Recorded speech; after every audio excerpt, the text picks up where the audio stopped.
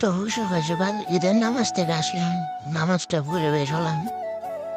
বের হয়ে আশেপাশে ভিউ দেখতে দেখতে যাইতেছি। তো আমার সাথে আছে 3 বলদ।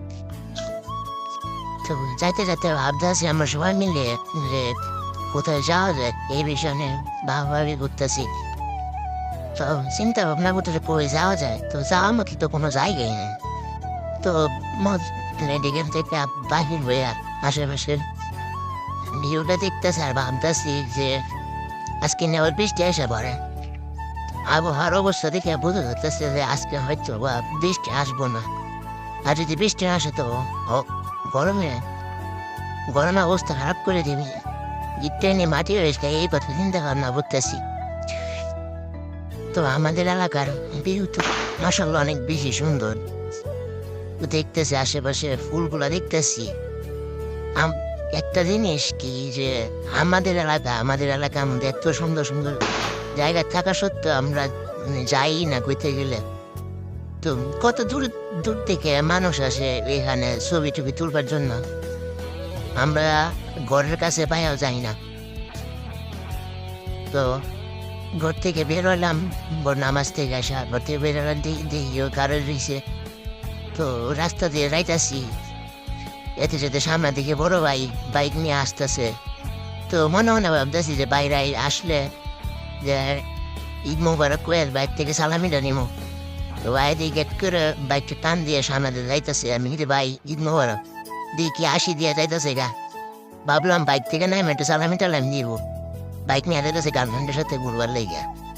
ময় কি আসি তার কি খুশি। যাই হোক বুক বড় বেতায় সামনে দিয়ে যাইতেছি। ভাবতেছে আমরা তো আর কেউ না, আমরা তো আর ঘুরতে পারব না। তো যাইতে যাইতে আশেপাশের প্রকৃতির অনুভব করতেছি। তো নিচে দিয়ে চা দিয়ে আমি আমার ঘরের জুতা বয়ে এসে পড়ছি। তো এখন কি করা যায় ভাবতে আমি তো সামনে দিতেছি। তো এখন তো আর কিছু করার নাই, আবার ঘরে যাইতে ঘরের থেকে জুতাটা চেঞ্জ করি, তারপর আবার আসতে। তারপর যাইবার পথে দেখি আম গাছ।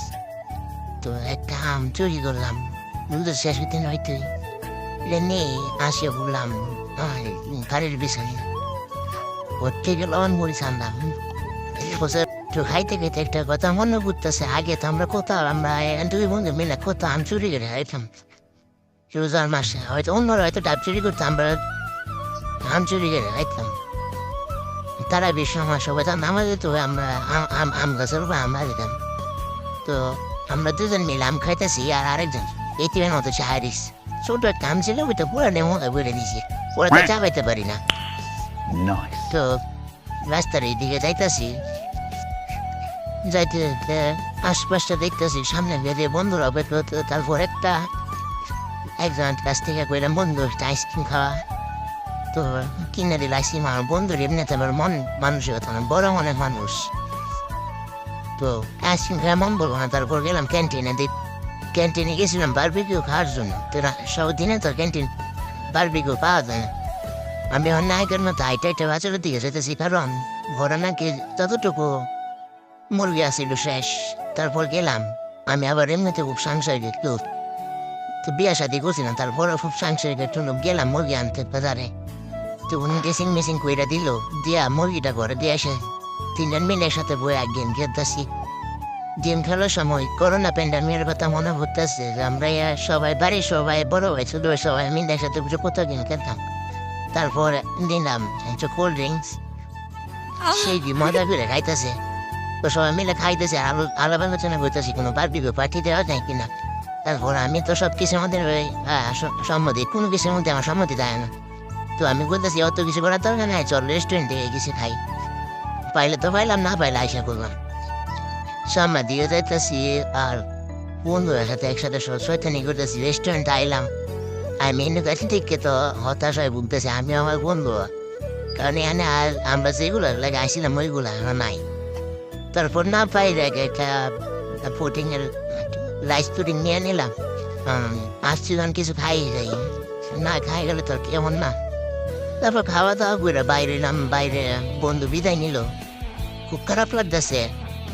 তো ওই তো আর আমাদের সাথে তো না দূরে থাকে কাজ করার জন্য তো ঘর আইলাম ঘর আইসা দেখি আপু আমার জন্য বিরিয়ানি বানাইছে আমি এমনিতে বিরিয়ানি খাইতে খুব পছন্দ করি এমন একটা বোন পাইছে আমি খুব লাকি আমার মতো বোন যেন সবার ঘরে ঘরে তো খাওয়া দাওয়া করে ঘুমায় বিকালে দিয়ে ঘর থেকে বাইরে এলাম বাইরে হাঁটতেছে একা একাই ভাবলাম একটু সামনের দিকে টাটাটি করে এসে হয়তো একটু ভালো লাগবো তো সামনে দেখতেছি আজকের ওয়েদারটা কত সুন্দর যেমনটা ভাবছিলাম তেমনটাই যাক মাসাল্লাহ আজকের দিনটা কারণ কিরো না ভালোই সবাই দেখি বাইকে জোড়া জোড়া ঘুরতেছে মুখ দেখতে দেখতে যাইতেছি সামনের দিকে তো আজকের যত যাই হোক আলহামদুলিল্লাহ আজকের ওয়েদারটা অনেক সুন্দর ছিল আমি তো ভাবছিলাম প্রতিবারের মতো এবারও বৃষ্টি আসা ঈদটা পুরা বাদ করে দিব তো মাঠের ভিতরে দেখলাম অনেক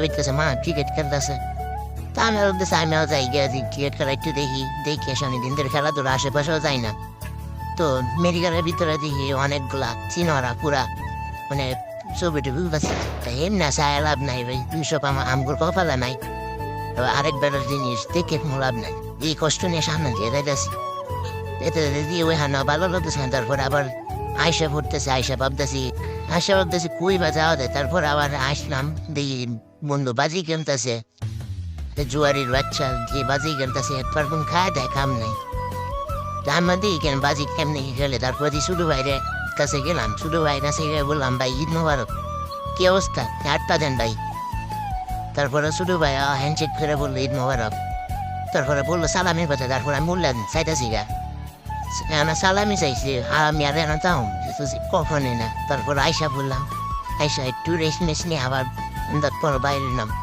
তো ঈদের দিনে একটা দিন বছরের একটা জিনিসটা ভাবলাম এমনি এমনি শুয়ে কারণ যেত না একটু বাইরে একটু ঘোরাফেরা করে ততটুকু সম্ভব একটু দিনটা একটু উদযাপন করার চেষ্টা করি যাই বছরে যে একটা দিনে আসে সামনের বছর বাইশে থাকি কি না থাকি এটা তো কোনো শিওর নাই তাই আজকে যা মন চেয়েছি যতটুকু পারছি উপভোগ করার চেষ্টা করছি দিনটা তো আজকের মতো এতটুকুই আল্লাহ হাফেজ সবাইকে